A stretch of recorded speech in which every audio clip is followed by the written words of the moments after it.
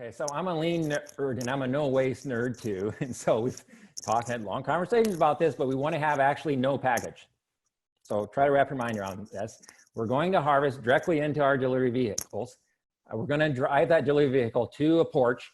We've asked our customers to set out coolers on their porch, and then we'll take bulk totes of carrots or lettuce or whatever to the porch and empty those bulk totes into their individual CSA or individual coolers, and we won't have the cost or the hassle of dealing with packaging.